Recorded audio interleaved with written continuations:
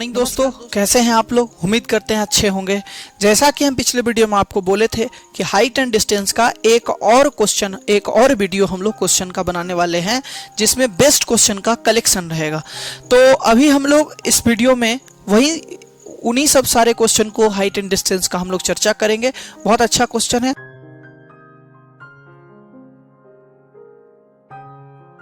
हाँ, तो पहला क्वेश्चन आपके बोर्ड पर ये रहा। क्वेश्चन जरा गौर से देखिए। कहता है कि पानी की सतह से 200 मीटर की ऊंचाई पर स्थित किसी बिंदु से एक बादल का उन्नयन कोण 30 डिग्री है तथा झील में इसकी परछाई का अवनमन कोण 60 डिग्री बनता है, तो पानी की सतह से बादल की ऊंचाई पूछी जा रही है। आप लोग समझ पा रहे होंगे क्या कहा जा रहा है। तो अभी देखिए, इसी क्वेश्चन को हम लोग देखिए सबसे पहले फिगर बनाते हैं। जरूर आप लोग को याद आया होगा, यही क्वेश्चन हम पिछले वीडियो में प्रॉमिस किए थे कि आपको नेक्स्ट वीडियो में इस क्वेश्चन को हम लोग करवाएंगे। तो अभी वही वीडियो है। इसमें अक्सर आपको आएगा कि पानी के आपका सतह से नीचे का एंगल दे करके उसका हाइट वगैरह पूछेगा। तो चलिए आइए देखते हैं इसका क्वेश्चन बनाना कैसे है। तो देखिए, क्वेश्चन हटा दिया जाए। तो देखिए, जैसा कहा जा रहा है कि पानी का सतह यह है, दिख रहा है आपको, यह है पानी का सतह। इससे 200 मीटर की ऊंचाई से किसी बादल को, यहां पर बादल है, ठीक है ना, बादल नहीं पता तो यहां बादल है, उसका जो है उन्नयन कोण कहता है 30 डिग्री है। और उसी का जो परछाई पानी में जो बन रहा है, तो सोचिए जरा सा कि ये उन्नयन कोण 200 मीटर की ऊंचाई पर कहीं पर बन रहा है। ये जरूर कुछ ना कुछ दूरी होगा। चलिए इसको हम लोग x मान लेते हैं, ठीक है। और ये 200 मीटर ऊंचाई से क्वेश्चन में कहा गया है। तो सोचिए, इसका पानी में जो परछाई बनेगा, हर हाल में जितना पानी के सतह से ऊपर रहेगा उतना ही पानी के सतह से नीचे रहेगा। ये बात हम लोग जानते हैं। तो जरा गौर कीजिएगा, ये पूरा जो यहां से यहां तक का जो डेप्थ होगा, इसका गहराई जो होगा वो 200 मीटर, और प्लस में ये जो x है वो भी रहेगा x मीटर। इसको ऐसे भी लिख सकते हैं, 200 प्लस x मीटर। दिखाई दे रहा है आप लोग को। तो चलिए देखिए, तो अब क्या कहा जा रहा है कि जो नीचे जो परछाई जो बन रहा है उस बादल का पानी के अंदर, इस परछाई का अवनमन कोण कहता है 60 डिग्री। आपके क्वेश्चन में क्या है, 60 डिग्री। तो देखिए, इसमें दो गो ट्रायंगल है। एक ट्रायंगल ये है, इस ट्रायंगल के आधार पर हम लोग देखते हैं। देखिए, यहां से यहां तक का दूरी जो है इस ट्रायंगल में, और ये नीचे जो ट्रायंगल बन रहा है, ये दोनों में ये जो साइड है ये हमारा कॉमन है। कॉमन मतलब एक है दोनों में। तो चलिए इसको कुछ हम मान लेते हैं कि इसकी दूरी जो है वो y है, y मीटर या y है। चलिए देखिए, तो पहला जो ट्रायंगल है, ऊपर वाला जो ट्रायंगल है, उसमें हम लोग देखते हैं कि tan 30 डिग्री बराबर x बटा y होगा, ठीक है। तो tan 30 का वैल्यू हम लोग जानते हैं 1/√3 बराबर x बटा y, यानी y बराबर x√3। समझ पा रहे हैं। उसी तरह से अगर हम दूसरे ट्रायंगल की बात करें जो कि नीचे बन रहा है, उसका अगर हम बात करें कि अगर tan 60 क्या होगा, तो tan 60 क्या होगा उसको देखते हैं। tan 60 डिग्री बराबर, ये 60 है तो इसका P ये होगा और B ये होगा। और P जो है यहां से यहां तक कितना होगा जरा बताइए। 200 मीटर यहां है और यहां से यहां तक 200 प्लस x मीटर है। टोटल कितना हो गया, 400 प्लस x, मतलब 400 प्लस x मीटर P हो गया, और B हमारा कितना हो गया, y हो गया। अगर हम tan 60 डिग्री की बात करें तो tan 60 डिग्री का वैल्यू होता है √3/1 बराबर 400 प्लस x मीटर बटा y। तो जरा गौर कीजिए, y बराबर क्या हो जाएगा, y बराबर क्या होगा, 400 प्लस x मीटर, और ये जो √3 है वो नीचे चला जाएगा। दिखाई दे रहा होगा, उम्मीद करते हैं।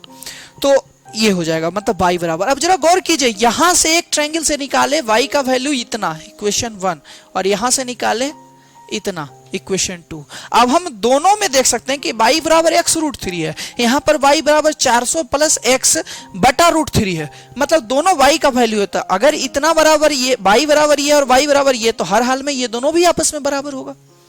जरूर ऐसा हम लोग कह सकते हैं। तो चलिए इस चीज को अभी हम लोग इधर देखते हैं।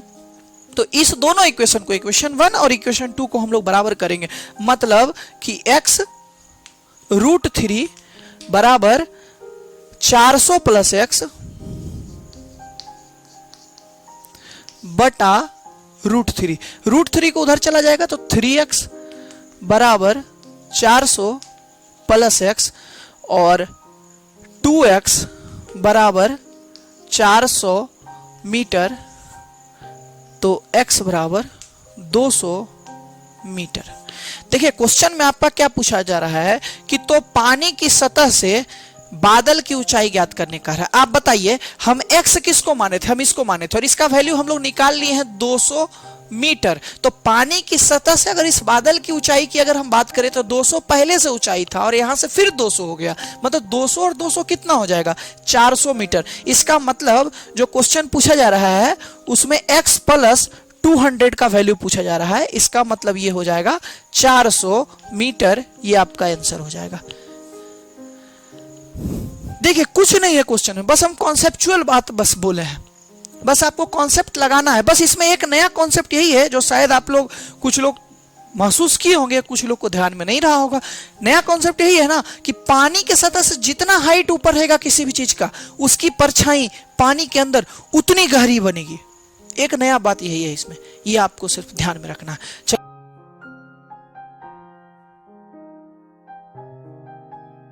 तो चलिए देखिए, अब दूसरा नंबर क्वेश्चन आपके बीच में आ रहा है। इसमें कहा जा रहा है कि दो खंभे x मीटर की दूरी पर हैं, एक की ऊंचाई दूसरे की दुगनी है। तदनुसार यदि तलों को जोड़ने वाली रेखा के मध्य बिंदु से एक पर्यवेक्षक उनके शीर्षों का उन्नयन कोण परस्पर पूरक पाता है। पूरक कोण आप लोग को हम बताए हुए हैं, पूरक कोण, कंप्लीमेंट्री एंगल, सप्लीमेंट्री एंगल। तो पूरक कोण पाता है तो छोटे खंभे की ऊंचाई कितने मीटर होगी पूछा जा रहा है। तो जरा देखिए इसको कैसे बनाना है। देखिए क्या कह रहा है, क्या कहा जा रहा है कि दो गो पोल है, दो गो है, जो कि एक गो जो है उसका दूसरा जो है दुगना हाइट का है, और दोनों के बीच पोल की दूरी जो है x मीटर की है, और इस दोनों के बीच एकदम मध्य बिंदु में, आज सोचिए जरा, ये पूरा का दूरी अगर x है और इसका मध्य बिंदु का बात हो रहा है, तो यहां से यहां तक का दूरी कितना होगा, x/2, यहां से यहां x/2, और यहां से यहां ये भी आधा होगा, चूंकि मध्य बिंदु की बात की जा रही है। तो ये कहा जा रहा है, एंगल कहता है कि पूरक होता है, ठीक है, पूरक होता है कि समपूरक होता है, परस्पर पूरक होता है, और उन्नयन कोण है। तो चलिए अगर इसका हम वैल्यू थीटा मान लेते हैं तो इसका क्या मानेंगे, 90 माइनस थीटा, 90 माइनस थीटा। पूरक कोण का यही मतलब होता है कि जिस दो कोण का योग अगर 90 डिग्री हो जाए उसी को हम लोग क्या बोलते हैं, पूरक कोण, परस्पर पूरक कोण कहते हैं। चलिए देखिए, तो अब इसमें दो ट्रायंगल है, ये ट्रायंगल एक और एक ये ट्रायंगल, दोनों ट्रायंगल की मदद से देखिए हम सोचेंगे। इसका बेस क्या है, x/2। यहां अगर हम tan थीटा लिखे, tan थीटा लिखे तो क्या हो जाएगा, y/x/2 लिख देंगे। समझ पा रहे हैं आप लोग, x/2। और उसी तरह से अगर दूसरे ट्रायंगल में लिखें तो tan 90 माइनस थीटा लिखेंगे तो ये क्या हो जाएगा, ये हो जाएगा 2y/x/2। समझ पा रहे हैं, दोनों को हम लोग एक एक करके सॉल्व करते हैं। जैसे इसको अगर हम सॉल्व करेंगे तो tan थीटा बराबर हो जाएगा 2y/x, और tan 90 माइनस थीटा, आपको पता है tan 90 माइनस थीटा क्या होता है, ट्रिग्नोमेट्री में अगर आप पढ़े होंगे तो आपको पता होगा tan 90 minus theta cot theta होता है। और अगर नहीं पता होगा तो ट्रिग्नोमेट्री तक इंतजार कीजिए, हम जरूर इस चीज को बताएंगे। कॉट थीटा होता है, और कॉट थीटा का यहाँ वैल्यू कहा जाएगा 2 पर चला जाएगा तो 4y/x, मतलब एक इक्वेशन हमारा यहाँ आ गया और एक इक्वेशन हमारा यहाँ आ गया। यहाँ tan थीटा का वैल्यू 2y/x आया, यहाँ cot थीटा का वैल्यू 4y/x आया। तो देखिए दोनों इक्वेशन को हम लोग क्या करेंगे ना, हम मल्टीप्लाई करेंगे। मल्टीप्लाई करने से हमको फायदा क्या है जानते हैं, कि tan थीटा और cot थीटा आपस में उल्टा है, मल्टीप्लाई होकर के 1 हो जाएगा। तो देखिए from equation 1 and 2 multiplying both the equation first and second, after that देखिए tan theta into cot theta बराबर, ये भी इक्वेशन चूंकि गुना हो जाएगा तो 2y/x गुना 4y/x x हो जाएगा। ये है आपका। अगर हम इसको देखते हैं, ये हो जाएगा 1 और ये हो जाएगा 4 दूनी 8 y स्क्वायर बट। तो अब यहां पर देखिए इसमें क्या पूछा जा रहा है आपका, इसमें पूछा जा रहा है ना कि छोटे वाले खंभे की लंबाई क्या होगी। तो छोटे वाले खंभे की लंबाई क्या हम लेकर के चले हैं, y लेकर के चले हैं। तो y का वैल्यू ये पूछ रहा है। तो y का वैल्यू देखिए यहां पर कैसे होगा। अगर हम y स्क्वायर बराबर x स्क्वायर बटा 8 अगर लिखे तो कोई दिक्कत है। और y बराबर हम क्या लिख सकते हैं, रूट अंडर x स्क्वायर बटा 8। ठीक है, रूट अंडर x स्क्वायर बटा 8। और इसको अगर हम आंसर में लिखना चाहें, क्या आएगा आंसर, तो x स्क्वायर रूट से बाहर निकलेगा x, और 8 जो है वो आपका रूट से जब बाहर निकलेगा तो 2 रूट 2 होगा। मतलब ये जो y का वैल्यू है x बटा 2 रूट 2 होगा। ये है आपका y का लंबाई इतना मीटर आंसर। उम्मीद करते हैं आपको यह भी समझ में आया होगा। इसके बाद अब हम लोग अगला क्वेश्चन चलेंगे।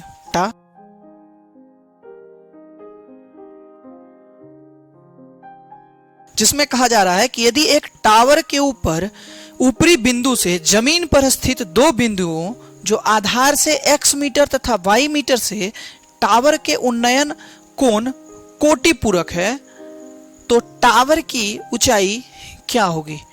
जरा गौर से समझिएगा कि एक टावर है जिसकी ऊंचाई h मीटर हम लोग मान के चलते हैं। चलिए देखिए यहां पर एक टावर है जिसकी ऊंचाई हम लोग h मीटर मान रहे हैं। यहां से x मीटर दूरी पर एक कोण बनाया जा रहा है और फिर यहां से y मीटर की दूरी पर एक कोण बनाया जा रहा है। तो ये कोण अगर थीटा है तो ये कोण क्या हो जाएगा, 90 माइनस थीटा डिग्री। कोटिपूरक की बात हो रही है, तो ये कोण अगर थीटा है तो ये कोण क्या हो जाएगा, 90 माइनस थीटा डिग्री। इसमें क्या कहा जा रहा है, तो टावर की ऊंचाई ज्ञात करें, बस इतना सा ही बात है। जरा देखिएगा इसमें भी दो ट्रायंगल है, एक ट्रायंगल ये है और एक ट्रायंगल ये बड़ा वाला है। अगर हम एक एक करके दोनों ट्रायंगल के बारे में सोचते हैं, पहला ट्रायंगल जो हम 90 माइनस थीटा जिसका है थीटा, उसको हम लेके चलते हैं। तो tan 90 माइनस थीटा बराबर क्या हो जाएगा, h बटा x। तो cot थीटा बराबर h बटा x। अब हम बड़े वाले ट्रायंगल को अगर हम कंसीडर करके चले, इस ट्रायंगल को अगर हम कंसीडर करके चलते हैं तो इसमें क्या हो जाएगा, tan थीटा बराबर h बटा, इसका बेस क्या है, y।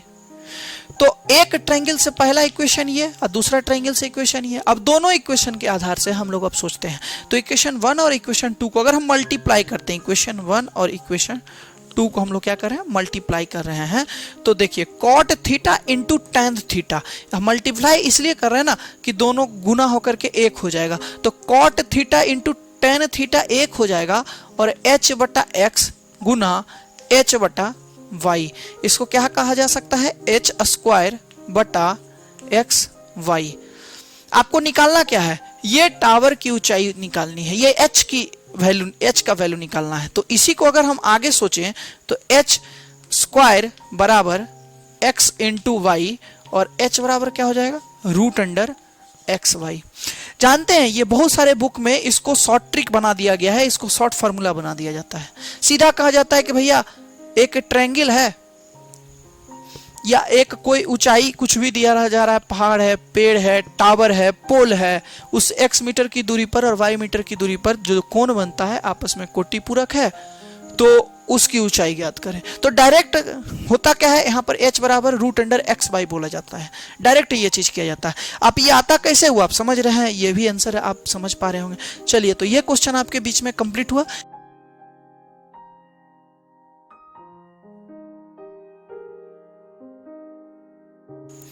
अगला क्वेश्चन हम लोगों के बीच में है जिसमें कहा जा रहा है कि यदि एक झंडा जो 6 मीटर ऊंचा है को एक टावर के शिखर पर लगाया जाता है जिसकी जमीन पर बनी परछाई की लंबाई 6 रूट 3 मीटर है। जमीन पर बनी परछाई की लंबाई 6 रूट 3 मीटर है तो जमीन से झंडे के शिखर का उन्नयन कोण क्या होगा? मतलब एंगल आपको निकालना है, इसमें मोटा मोटी बात यही कहा जा रहा है। चलिए देखिए इसको कैसे करना है। कोई भी एक टावर है, हमको नहीं पता कौन सा टावर है, लेकिन इसके ऊपर से हम एक झंडा लगा दिए, ठीक है, जिसका जो है 6 मीटर है, ठीक है, 6 मीटर ऊंचाई है इस झंडे का।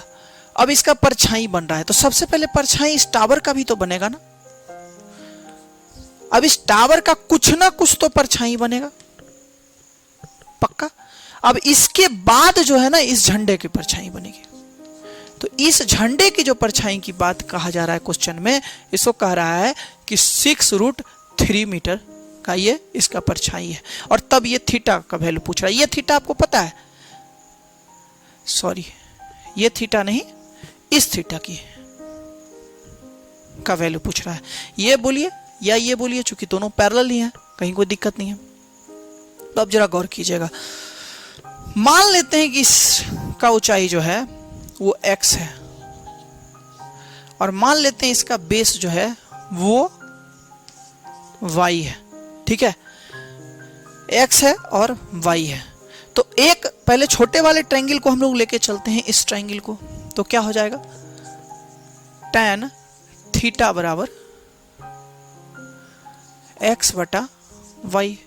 उसी तरह से tan थीटा बराबर, अगर फुल ट्रायंगल को लेकर के चलेंगे तो x प्लस 6 बटा y प्लस 6√3 होगा। कहीं कोई दिक्कत है? तो ये पहला इक्वेशन, ये दूसरा इक्वेशन। अब आप जरा गौर कीजिए, tan थीटा का वैल्यू यहां पर भी है, tan थीटा का वैल्यू यहां पर भी है, तो इसका मतलब ये दोनों भी वैल्यू आपस में बराबर होगा। बस इसको हम बराबर कर लेते हैं, x बटा y बराबर x प्लस 6 बटा y प्लस 6√3। समझ पा रहे हैं आप लोग?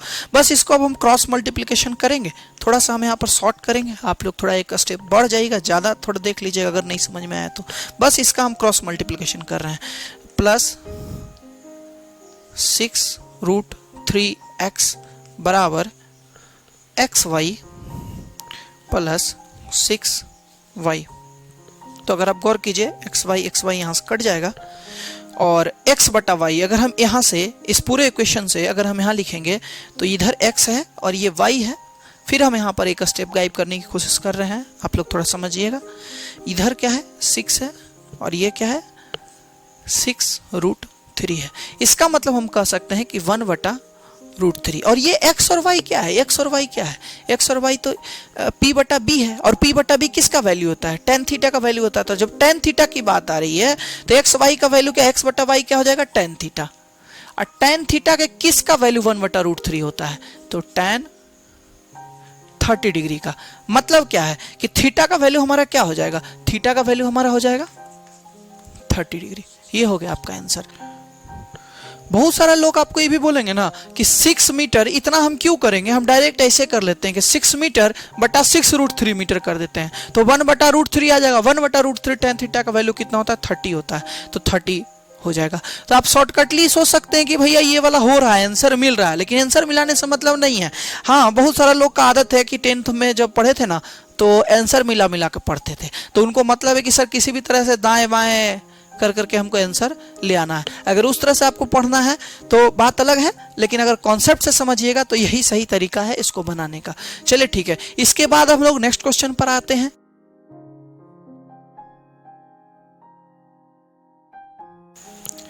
देखिए एक बहुत ही शानदार क्वेश्चन आप लोग के बीच में अभी ला रहे हैं, गुब्बारा पर आधारित। बहुत कम जगह ये क्वेश्चन मिलता है, लेकिन बहुत सारा लड़का लोग डर जाता है क्वेश्चन देख करके कि कैसे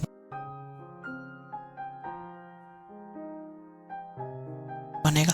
ये भी हाइट एंड डिस्टेंस का ही क्वेश्चन है। इसको देखते हैं। ये क्वेश्चन आप लोग के बीच में है कि मैदान पर स्थित किसी बिंदु से गुब्बारे का कोण अल्फा है तथा इसके केंद्र का उसी बिंदु का उन्नयन कोण बीटा है। तो जमीन से केंद्र की ऊंचाई पूछी जा रही है। जमीन से केंद्र की ऊंचाई, देखिए कोई भी गुब्बारा है तो गोल होगा और उसका हर हाल में पहले तो रेडियस होगा, और इसका क्वेश्चन में दिया जा रहा है कि ये जो आपका गुब्बारा है इसका एंगल क्या है, अल्फा है, और अगर इसके केंद्र के साथ अगर इसका एंगल धरती से देखा जाए तो बीटा है। ठीक है, ये क्या है, बीटा है। जरा आप गौर कीजिएगा कि इसमें हम दो को ऐसा ट्रायंगल ढूंढेंगे जिसका कोई चीज कॉमन हो। कैसे ढूंढेंगे देखिए, BOC एक ऐसा ट्रायंगल है जिसका OB एक है, और एक ट्रायंगल ऐसा ढूंढते हैं ABO, इसका भी OB कॉमन है। समझ पा रहे हैं?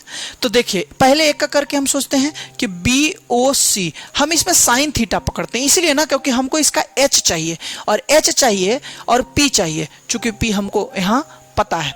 तो देखिए साइन थीटा बराबर R बटा, साइन थीटा बराबर क्या होता है P बटा H, और P इसका क्या है R, और इसका H क्या है OB, ये है। आपको पता है ये साइन थीटा जो लिए, थीटा आखिरकार कहां से लिए? थीटा नहीं हमको लेना, हमको इस ट्रायंगल का जो ये एंगल है ना, अगर ये पूरा अल्फा है तो इसको हम लोग क्या लिखेंगे? अल्फा बटा 2 लिखेंगे। तो यहां पर हमको साइन थीटा नहीं, इसको हमको क्या लिखना है? अल्फा बटा 2 लिखना है। एक ट्रायंगल का हम लोग रेशियो अभी तक किए हैं। अब इसी तरह दूसरा ट्रायंगल का अगर हम लेंगे तो देखिए साइन देखिए, अब इस ट्रायंगल में लेंगे BOA, इसमें साइन बीटा का बात करेंगे। अगर हम साइन बीटा की बात किए तो साइन बीटा में देखिए यहां से यहां तक का ऊंचाई क्या कह रहा है? बैलून का ऊंचाई पूछा जा रहा है, तो यहां से यहां तक का ऊंचाई हम लोग क्या मान ले? H मान ले। तो H बटा क्या हो जाएगा? साइन ले रहे हैं तो P बटा H, और यहां भी H क्या है? OB है। समझ पा रहे हैं? अब देखिए ये दो ट्रायंगल से हम सोचे हैं ये बात, अब दोनों को हम लोग एक जैसा, दोनों को कंपैरिजन करके हम लोग H का वैल्यू निकालेंगे। कैसे निकालेंगे वो देखिए, हमको OB को हम यहाँ एक साइड करते हैं। OB बराबर क्या हो जाएगा? R बटा साइन अल्फा बटा 2। जानते हैं इसको हम और एक चीज लिख सकते हैं, OB बराबर कि R साइन अल्फा बटा 2 अगर नीचे है तो इसको क्या हम कॉसेक अल्फा बटा 2 लिख सकते हैं कि नहीं लिख सकते हैं? बिल्कुल लिख सकते हैं।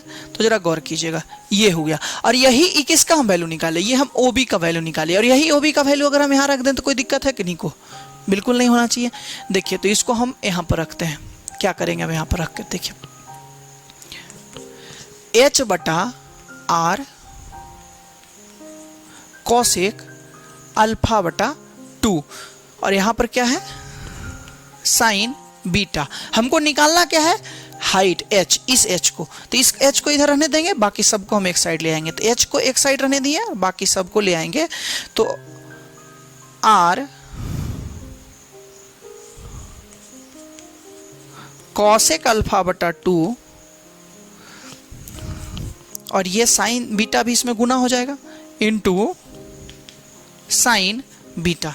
यही आपका आंसर हो जाएगा। यही आपका हाइट है इस गुब्बारे का। कहां से? धरती पर से। बिल्कुल समझ में आ रहा होगा, उम्मीद करते हैं। तो ये सब क्वेश्चन था। इसके अलावा और भी बहुत सारा क्वेश्चन है, 8-10 और तो जरूर है मेरे दिमाग में, लेकिन सबसे पहले आप लोग इसको अगर कंप्लीट करिएगा, और जिनको लगेगा कि नहीं सर हमारा ये कंप्लीट हो गया, अब हम इसको समझ पा रहे हैं, तब उसके आगे हम आपको बात करेंगे। कमेंट कीजिएगा कैसा लगा आपको वीडियो, कैसा जा रहा है, कैसा साउंड क्वालिटी, वीडियो क्वालिटी, किसी भी तरह का कोई प्रॉब्लम, समझने में कोई दिक्कत हो किसी भी पॉइंट ऑफ किसी भी क्वेश्चन में, कहीं किसी पॉइंट में, तो आप जरूर कमेंट करके पूछिएगा। बाकी अब हम लोग फिर मिलेंगे अगले वीडियो में। अगला वीडियो जो होगा अलजेब्रा शुरुआत करने वाले हैं हम लोग, एडवांस का अलजेब्रा में हम लोग शुरू करने वाले हैं। टाइप बाइज टाइप क्वेश्चन हम लोग पढ़ेंगे अगले वीडियो से। तो आज के लिए इतना ही रहने देते हैं। धन्यवाद।